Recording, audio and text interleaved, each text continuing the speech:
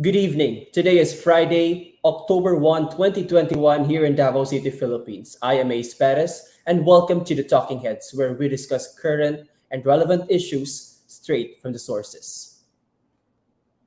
The 2021 Leaders and Achievers of Davao or LEAD Awards of the Junior Chamber International or JCI Senate Davao is now accepting nominations for Davaoeño Leaders and Achievers to be the next LEAD awardees.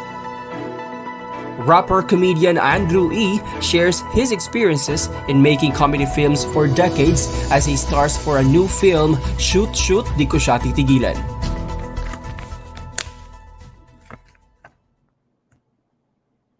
And now to start our conversation on the 2021 Leaders and Achievers of Davao or LEAD Awards, we are honored to be joined tonight live by JCI Senator and 2021 LEAD Awards Chairman Bernie Al-Ag and LEAD Awards founder, JCI Senator Manuel Bobby Orig. Maayong gabi sa inyo, Sir Bob and Sir Bernie, and welcome to the Talking Heads. Good evening. Maayong gabi sa ato ang mga viewers sa imuha Ace, no? Sir Bobby, maayong gabi. Maayong gabi. Ayun. Thank you so much for taking time to be on the show, Sir Bob and Sir Bernie. Now to start our conversation or discussion about the 2021 LEAD Awards, Sir Bob, I'd like to know, we'd like to know a backgrounder of what LEAD Awards or the Leaders and Achievers of Davao Awards is all about. Okay. First of all, we would like to thank you for providing or making available to us your popular program to promote the LEAD Award. The LEAD Award was actually born out of the recognition and empathy by the Davao JC Senate and the Davao JC Senate Foundation for the men and women 41 years and older who have been working to contribute to the progress and well-being of our city and who have brought pride and honor to our city by excelling in their chosen profession, business, and calling, and yet their outstanding accomplishments are not being recognized. So the WJC Senate thought that recognizing these people will be powerful in terms of encouraging other men and women to emulate their example. What we are hoping to see with this LEAD Award is to create a multiplier effect where more and more men and women will be inspired to work for the progress and well-being of our city and to embrace the virtue of taking care of your fellow men in protecting them from the effects of the pandemic. Okay, so that is the rationale behind the award. All right, so that's what LEAD Awards is all about. But when did it start, Sir Bob? Was it? It actually started in 2003 when I was the president of the chapter. That was also the year when the Davao JC Senate hosted the National Convention of the Philippine JC Senate with the Davao JC Senate hosting the event. So 2003. And since then we have been running the award for 7 years. This will be our 7th year of running the award. Okay. So you started in 2003 and so meron tayong mga years that we is it an annual event or biennial? Yeah, you will note that we started in 2003 and we are only on our 7th year now that it's 2021. Actually there was a lull of 11 years from 2003 to 2014. And the reason for that is we were hoping to attract a regular corporate sponsor to fund the award, but we have been unable to do that. So that explained the lull of 11 years until 2015 when we were able to revive the award. Okay, so you revamp it in 2015. Now, would like to know, Sir Bob, no, who are our previous, like for the past 6 years, no, or I mean, for the past six editions of the lead awards, who are our notable Davaoenos who received this prestigious award? Prestigious award. There, over the past 6 years, there were 20 Mm-mm. awardees already.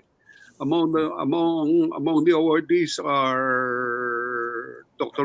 Guillermo Torres, Dr. Leopoldo Vega, Mm-mm. Ms. Perla Kwan, among others. Mm-mm. Joji So this Bian, mm-mm.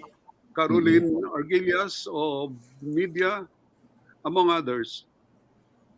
Sa arts So din, these meron really din are the is mga movers si and Joey shakers Ayala. in our society. Oh, si Sir Joey, ayun. Yan. Talagang movers and shakers of Davao community no ang recipients of these lead awards. Now, for the upcoming for this upcoming edition of this year 2021 lead awards, who are we exactly looking for sa awardees, Sir Bob? And how many awardees are we expecting to have this year? For this year, because we have been really battered by the pandemic. Chairman Mm-mm. Bernie Al-Ag of the 2021 Laird Award Committee and his team has decided to focus the search for awardees for the award on men and women from all walks of life who have Mm-mm. who have contributed in providing an environment where the community can better cope with the pandemic and can be safe from the pandemic. So that is the focus of the award, because at this time there is a need for us to encourage our people to embrace the virtue, the authentic virtue of taking care of one another, because that is desperately needed at this time of the pandemic. So that is the reason why Chairman Bernie and his team decided to make that the focus of the award for 2021. Mm-mm. So it's basically 40 years old and above from all walks of life who contributed no, to the progress of Davao City, especially this pandemic, no, with the challenges that we are facing now. Now, Sir Bernie, no, Doc Bern, as chairman for this year, can you?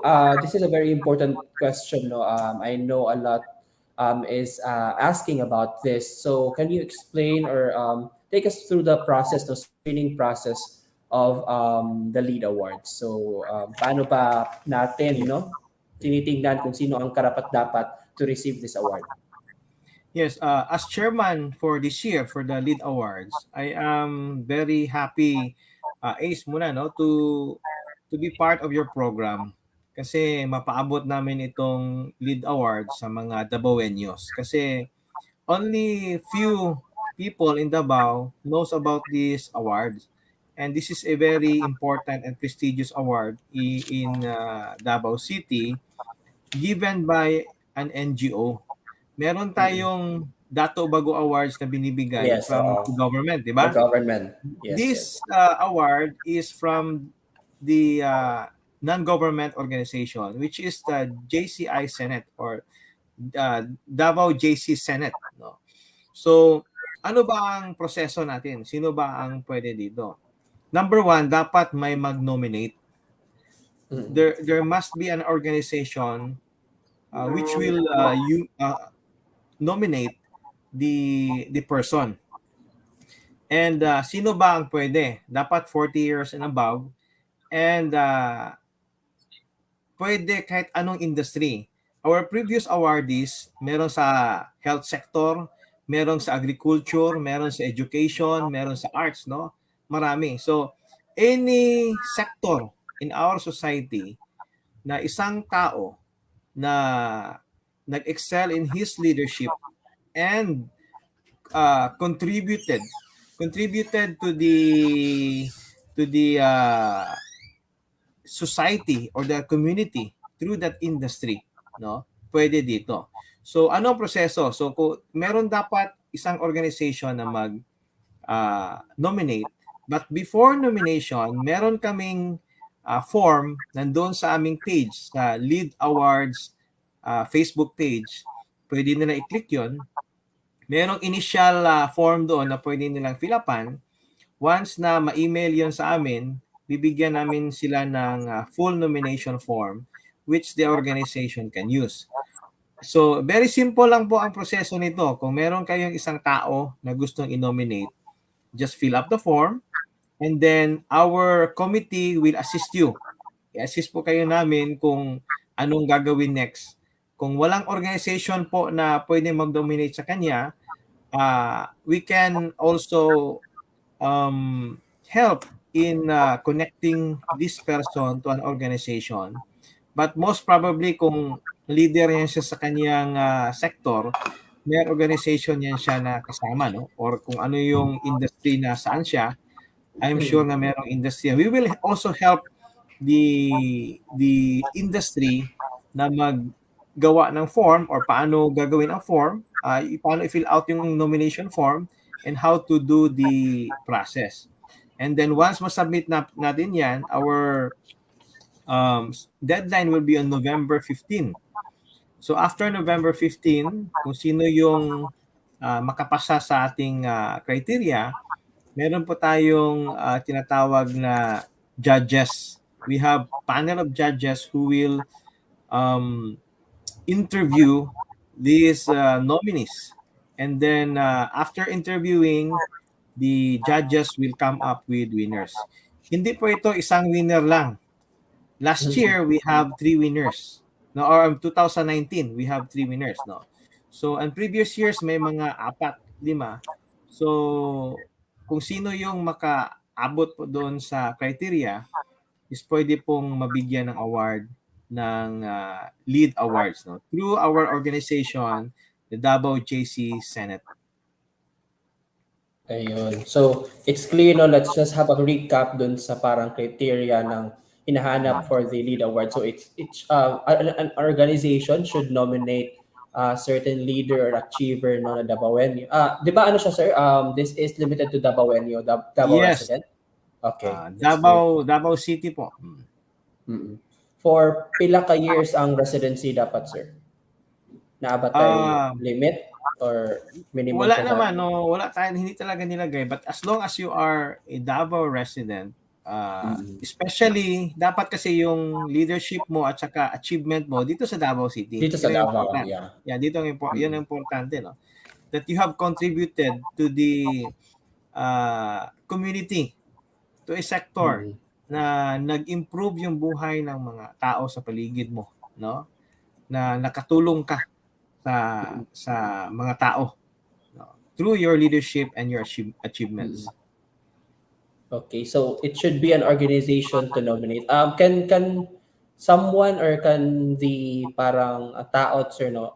Can he or she nominate him or herself? Pwede ba or kailangan mo agi dun siya? Hindi kailangan mag-nominate talaga yung formal nomination, but kung may kilala kayo, pwede niyong i-share sa amin, no?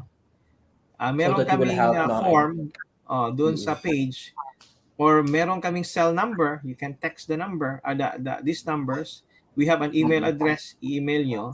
You can suggest, no? And our committee will get in touch with you and help you, no? Tingnan namin kung makapasa ba sa With the criteria application. itong mga tao. No? So, Yes. what is important now, ang committee po na finorm ng Davao JC Senate, which is the Lead Awards Committee, which I am heading right now, we are here to assist the person na nag-nominate para matulungan yung sa process. We assist din namin yung organization and so that mabilis, no? Kasi one of the things that we want to do this year, especially na walang face-to-face na mga meetings, no, we can do it online, no, yung ating mga meetings. We can do the explain the process online. We can help you through email, through meetings, calls, through text, no. So later, before tayo mag-end mamaya, is ibibigay ko yung email address, the cell phone numbers, and the link sa ating page. Yes, so that our viewers can know where to contact the lead awards. But yung Yes. FB nila guys, it's LEAD Awards, so that's the Facebook page. Now another question, Sir Bernie or Sir Bobby, pwede bisan kita sa inyo will answer the question. So I read the press release about the lead awards, and it was mentioned that he or she, the awardee, should best exemplify the Junior Chamber International Creed. So can you share to our viewers briefly, what is Junior Chamber International Creed? I briefly lang po. Yes. Number one, kasi ang creed natin, no, Mm-mm. started with that faith in God gives meaning and purpose to human life. And the end of this, that the service to humanity is the best work of life. No. Yun ang ini-exemplify namin dito, no. That Mm-mm. the service to humanity, that a person who serves the humanity, the community, the people around him through his leadership and his Mm-mm. achievements, no, will be acknowledged through these lead awards. No, it is important now that we acknowledge this person uh, in order to inspire other people, inspire the youth, inspire the community to do more and to serve more, no? And to do our best in order to help others, no. So ito talaga yung isa sa mga what we believe as an Mm-mm. organization here in Organization. JCI. Let All me right. just So that, point, let me just add something is yes, sir. um, Go ahead. the nomination can come from any individual, can come from any individual who knows a prospective awardee. Awardee. The individual nominating cannot be a member of the Davao JC Senate because we want to Okay. protect the integrity of the award.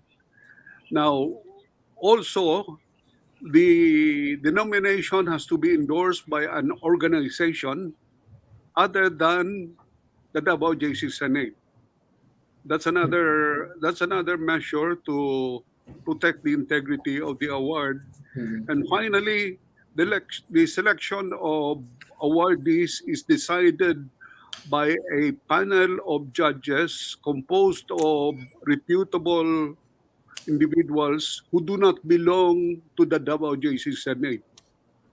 So these are three measures that are being implemented to reinforce the integrity of the award. All right. Thank you, Sir Bob, no, for that clarification. It's important also to know, to highlight that in order for our viewers, no, and the Davaoenos to know that Davao JC Senate is very serious, no, when it comes to the selection, the process, and to protect the integrity of the awards. Now, I'm sure ito yung tanong talaga, no, of those interested, no, those na meron na silang someone in mind, no, that they want to nominate. Is the nomination for free, or it comes with a cost, and yun, is it free, or meron siyang fee? Libre pa ito, Ace, no? Wala po itong bayad, no? So Ayun. everything here are for free. Yung pag-nominate ay libre, no? But the winners here, ano bang matanggap mo after, di ba? Yes, yun. No, the honor, no, to as an awardee of the lead awards, no, number one. Number two, meron kang malaking ano nito, no, trophy, no, from the organization. And we will highlight your achievements and your leadership during the awarding ceremony. No, ipapaalam namin sa community ano yung ginawa mo, ano yung na-contribute mo para ma-inspire yung ibang tao. So, Ayun. you know, and then pala, Ace, no, gusto para at least malagay lang sa screen natin ngayon. Our Mm-mm. cell phone number is 0999 936 3514. No? Pwede na lang i-call or text yan. And our email is lead.jcisenate superbalita.davao@gmail.com. Yun, nandyan. So you can screenshot that, and then so that you can get in touch with us. Okay, so let's just repeat that now. The number is 0999 9363514. Yes.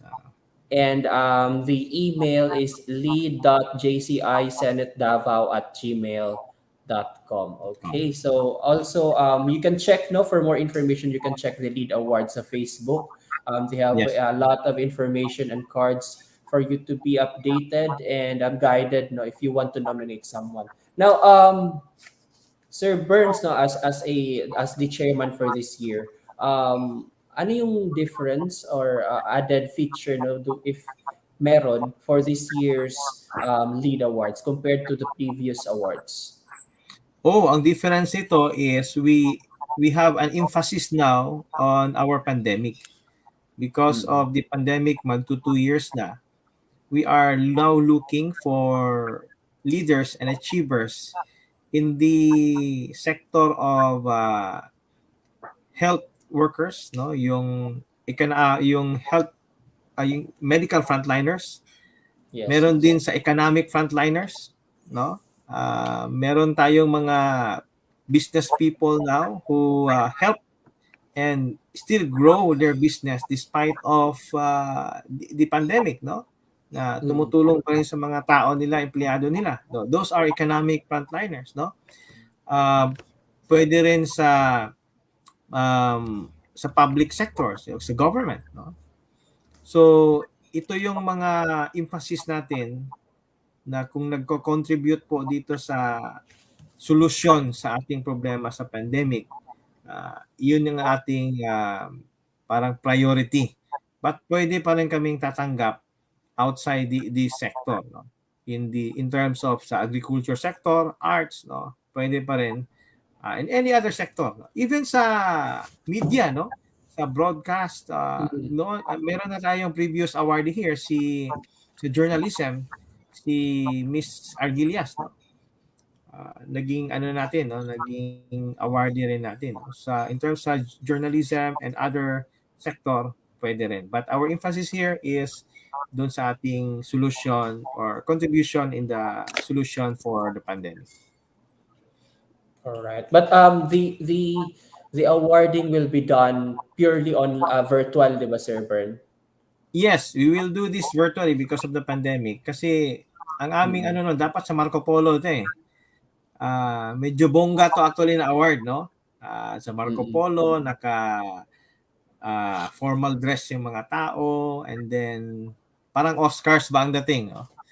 But Mm. because of the pandemic, we will do it virtually. Virtual to Mm. lahat. Pero yung mga trophy nila, tatanggapin nila, ipapahatid namin sa office nila or sa bahay, sino yung Mm. winners. And then the program online, no, i-broadcast din natin sa mga social Mm. media, no, and YouTube para makita ng mga tao. Ayun. So don't worry sir, no? Pwede naman sila pa ring magsuot ng formal mala Oscars and have Pwede. a background na bongga gihapon. So so Kaya that lang they wala can lang kainan eh. signal. Isa sa Yun mga lang. ano Pa-deliver nito, na lang. maganda previously kainan ito, no, may lechon, no. Mm.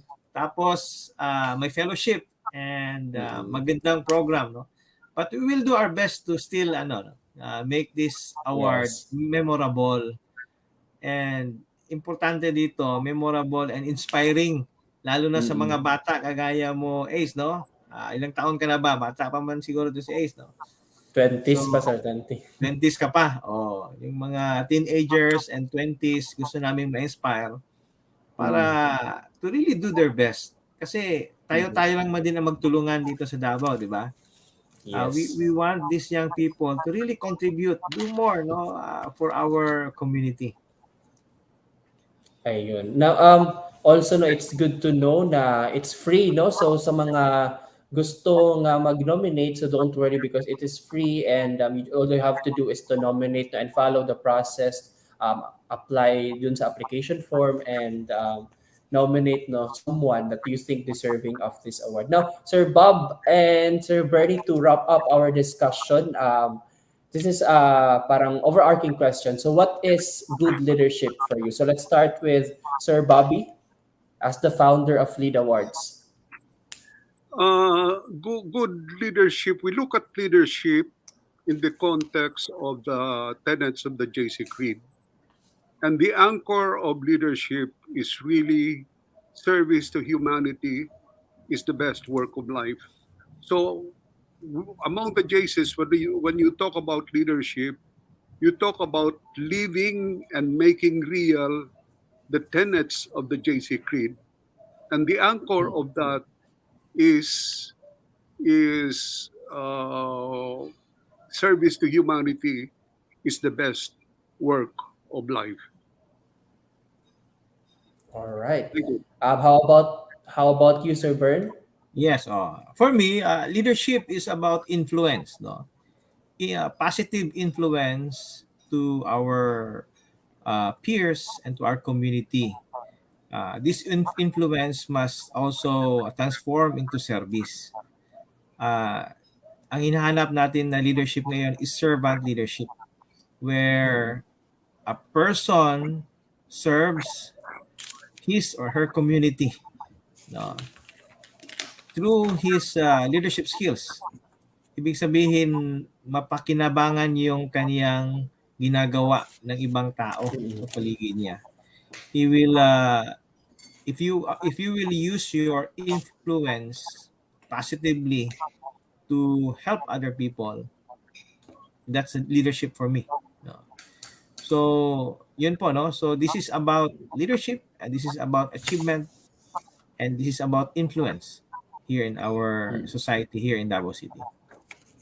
Ayun. So thank you for your wonderful words, no, and wisdom, Sir Bobby. You said service to humanity is the best work of life, and of course to Sir Bernie, no, leadership is about good influence, positive influence to your peers, to the community, and that you transform that influence to service to your community. And lastly, Sir Burns and Sir Bob, go ahead. Invite everyone to nominate for the Lead Awards, no, or for the Leadership and Achievers Awards of Davao Awards 2021. Yeah, yeah, we would really like to take advantage of the opportunity to appeal to our fellow Davaoenos who know of people who are going out of their way to help our community better cope with the pandemic and become safe from the pandemic. If you know of these people, they deserve to be recognized and honored, and we strongly urge you to nominate them for the lead award. Please do, because by doing so, we hope that we will be able to imbue the virtue of authentic helping one another, which is badly needed by our community at this time of pandemic. Thank you. Okay. So for our viewers, lahat, no? Number one, don't hesitate to nominate. Yes. Don't hesitate to inform us kung sino itong mga taong tumutulong ngayon dyan sa field, especially those people who are helping now during this time of pandemic.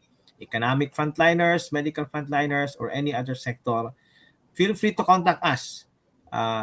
Isang tawag lang kami, may number dyan, isang email lang, we will respond kaagad, no? We have a committee who is in charge to talk to you and to assist you sa tips na bibigay ninyo or sa nomination na ibibigay ninyo dito sa Lead Awards. So we're looking forward to find these people in our community and nominate them and give these awards to the deserving Davaoenos.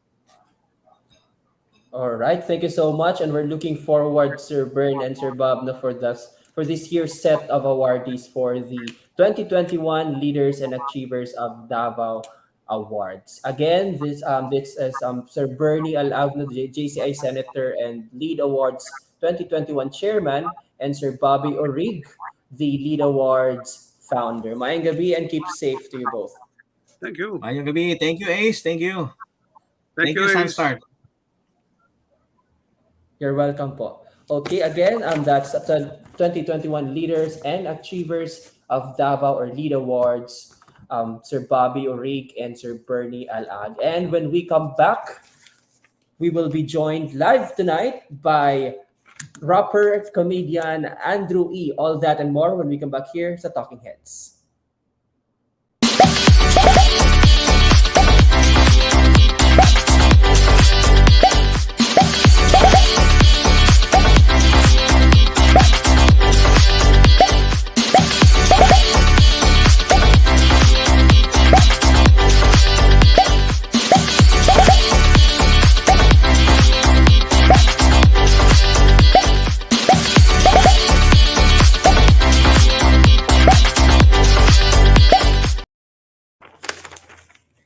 And you're still watching the Talking Heads. It's Friday, October 1, 2021. And as we promised, we will be joined live tonight by rapper comedian Andrew E. to share his experiences in making comedy films for decades as he stars for a new film, Shoot Shoot, Ko Siya Titigilan. Let's all welcome Mr. Andrew E.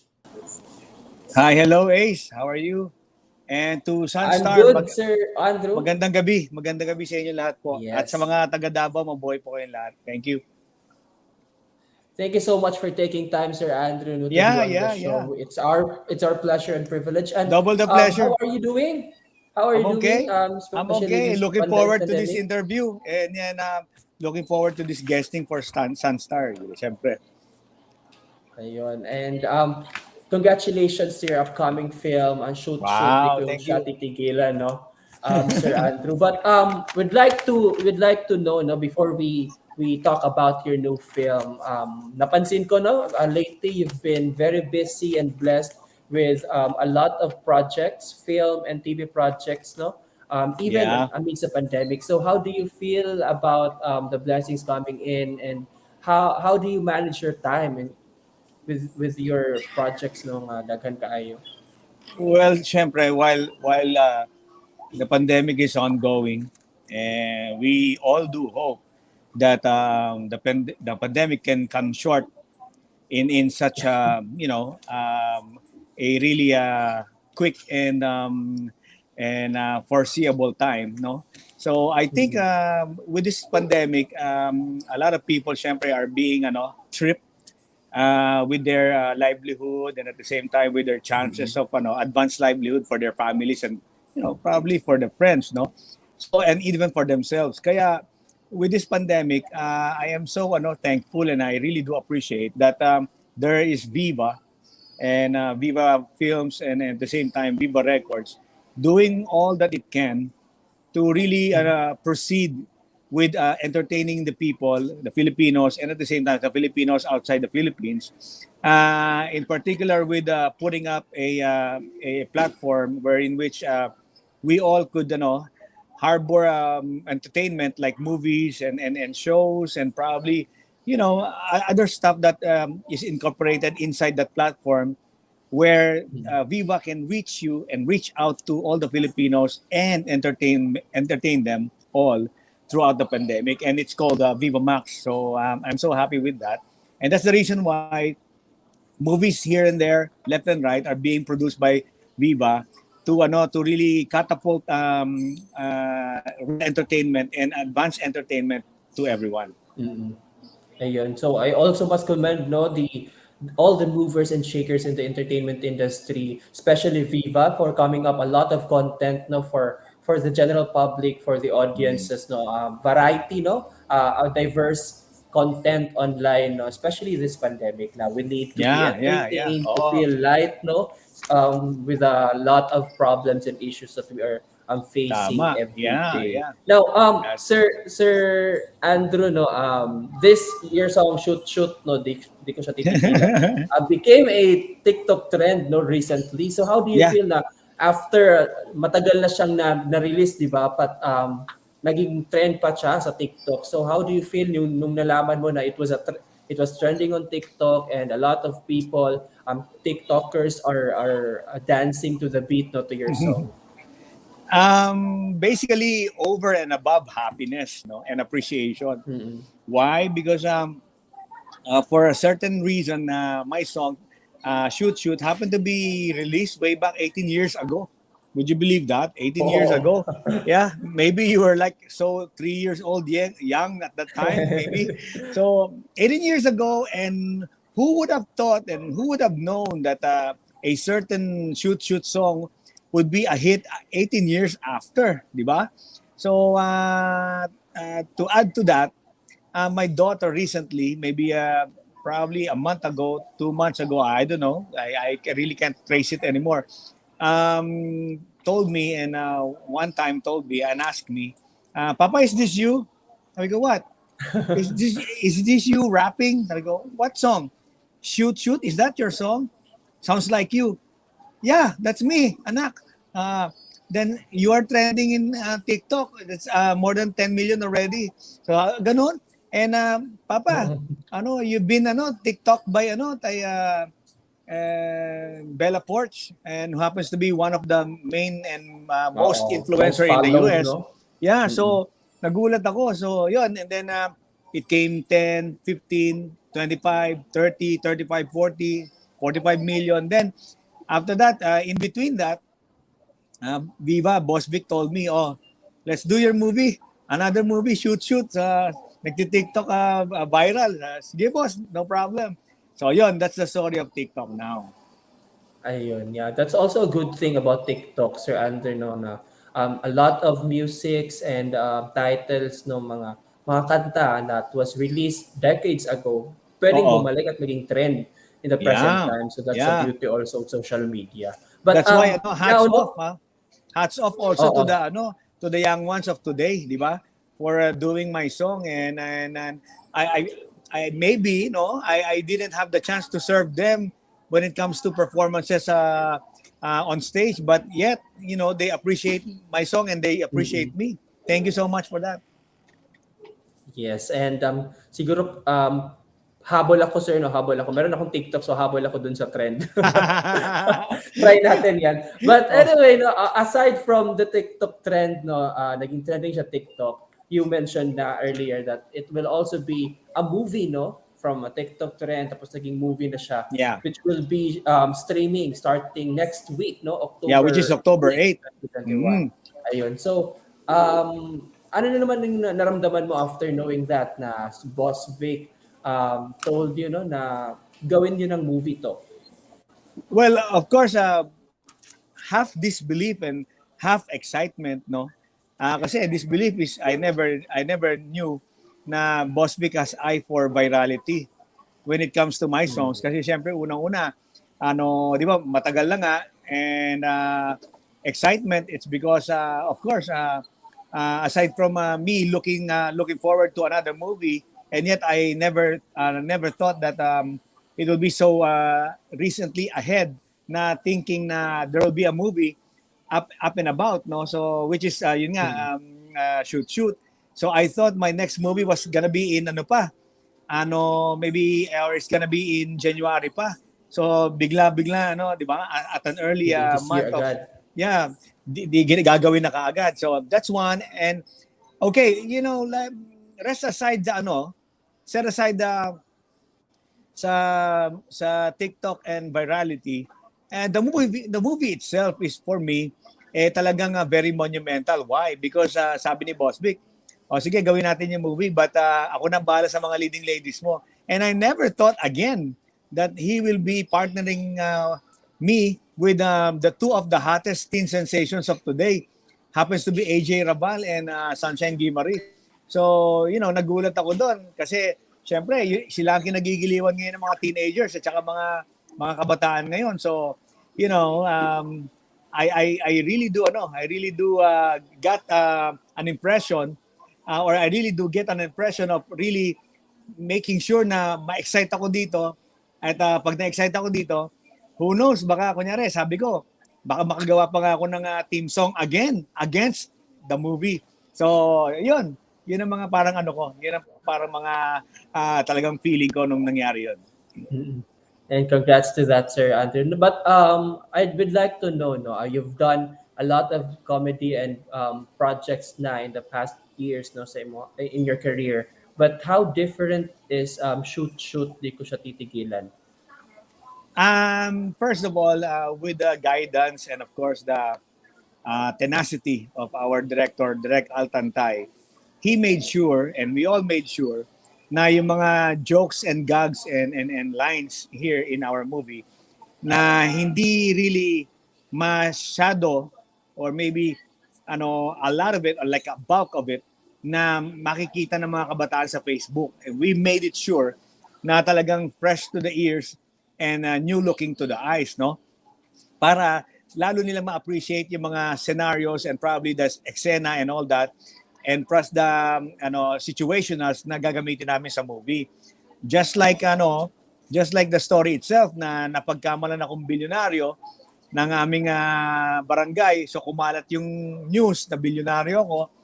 Ako naman, sa katuwaan ko, dahil siyempre, magiging talk of the town ka, so sinakyan ko. The problem was, nung sinakyan ko na, hindi ko na mabawi. Hindi ko na mabawi kasi sumasakay na lahat. And that created a big problem for me inside the movie. Ayun, so that's a storyline pala, no? So you're playing who for this project? Jack. Yeah, Jack. I'm playing Jack. Yeah, and Jack happens to be a best friend of AJ Rabal and shall I say a boyfriend of Sunshine Guimari. Pero si Sunshine Guimari, ang bino-boyfriend niya lang sa akin yung yaman ko. Wherein which hindi naman totoo. Oo. Anyway, how was it working with Sunshine, Guimari, and AJ Rabal? These are exemplary ang aking pananaw sa kanila, and they're young, they're very young to the movie industry, and yet they protrude their best to be professional, and yun ang nakakatuwa sa kanila, and they really love their craft. They enjoyed doing it, and in as much as kung ganun ang attitude towards work, I do elect that they will, and I believe that they will be flourishing in the next future, or the next few years future para sa kanilang career also. So naniniwala ako that they're gonna do good with their career, and at the same time mas lalong aangat ang kanilang name in the industry, the movie industry. Okay. And we also know that this is also a collaboration project, again, with you, Sir Andrew, and Direk Al Tantay. So how was it working and collaborating with Direk Al? We've done, although it's not that obvious, no? Kasi syempre, there's a lapse of time in between. But we've done 6 movies already. So kung kung nasusubaybayan na ng madlang people ang aming mga movies, mabibilang nila, malalaman nila yung total count, no? But di ba, making sure na lahat ng movies are so great, it's gonna land so great. So with Direk Altantay, I really love working with him kasi he has an appetite for a mastery of comedy, and at the same time he makes it to a point na there's little big room for each and everyone to pitch in and brainstorm to make the movies much more and much better. Yun ang gusto ko sa kanya. So talagang collaborative talaga, no? And it's also notable, no, na lahat ng mga films nyo or projects nyo, movies nyo with Direk Altantay is really a hit. Now, you've been a comedian, Sir Andrew, no, for the past 3 decades. 3 decades. 30 years. Early 20s. So how was it parang, of course, may iba-ibang, there's a difference sa generations, no, generation gap when it comes to what is funny and what is not to generations, no? So how was it connecting, parang hitting all across generations, no? Parang 90s versus present comedy trends. How was it? You Paano see, mo ginagawa yun? and all you have to do, as my trick in the book, all you have to do is assess what's happening now, and then observe and analyze what what is needed, what is lacking, and then upscale your mind to think what will be needed in the future ahead of them. Pag yon na master mo, yung tatlong yon, you can never go wrong and you will never go left and right. You will never go astray. Hindi ka mawawala and you will be on point all the time. You will be bullseye with all the ideas that you have in mind. Tama, magiging tama kasi para bang you have a double copy of a treasure map na alam mo yung pinanggalingan, you know where you are now, and you know where's gonna go and head. So, lahat yon masisynchronize mo how to act and what to do so that at the end of the day and then probably before the sun comes down, malalaman mo na, dito kayo pupunta, kaya gagawa ko ng ganito so that I can create something that's ahead for you. Parang ganon. So, yun lang ang isa sa mga trick in the book na ginagamit ever since in 3 decades on how to interact, to react, and how to counteract with the present generation. Ayun. So that's an advice from the great Andrew E. Comedy and making people laugh. And also, it's important to note, sinabi ni Sir Andrew, that you have to really connect with your audience and parang look forward, and be the future in order for you to connect and be relevant in the present time. Now, Sir Andrew, what's your favorite scene in the movie, if you can share? Well, favorite is syempre all the top funny scenes, all the top funny scenes are my favorite, pero I don't want to be a spoiler, but but syempre the viewing public already had a hint of what's gonna come and what's gonna be in front of them come October 8. Isa sa mga favorite ko doon yung bed scene namin ni Sunshine Guimari. 'Di ba, when she said, "Pasok." And I said, "Saan?" Then ako lang siguro yung pinapapasok na tatanga-tanga. obvious na kung saan ako pinapapasok, ayaw ko pa rin. So yun yung favorite, yung part na yun. Yeah, and of course with one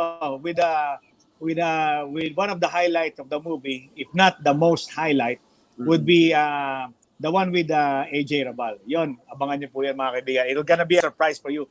And I think dito ako guaranteed hindi pwedeng maging what do you call this?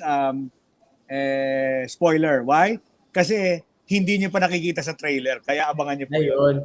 So dapat yun ang abangan ng ating viewers. No, we're looking forward to that, Sir Andrew. And to end our conversation, we'd like you to invite everyone to watch Shoot the Ko Siya Titigilan. But of course, we hope that you can do it in your way, the Andrew A way, yung pag-invite. Thank you very much, Ace Perez. Thank you.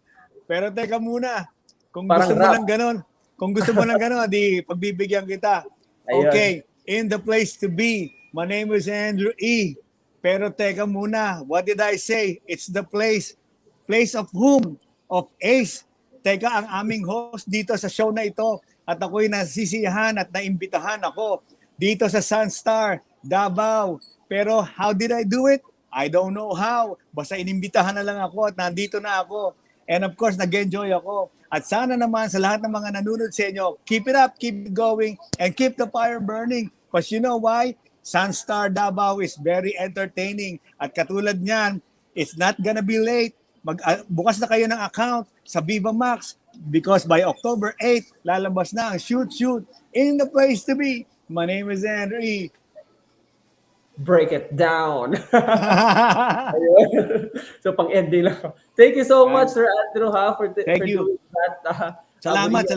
Kamusta sa mga taga Davao, mga Davaoenos, Yes. and alam niyo naman na mga kaibigan na let me say my heart, sobrang lapit ninyo sa puso ko. Yes. Kaya you know the deal.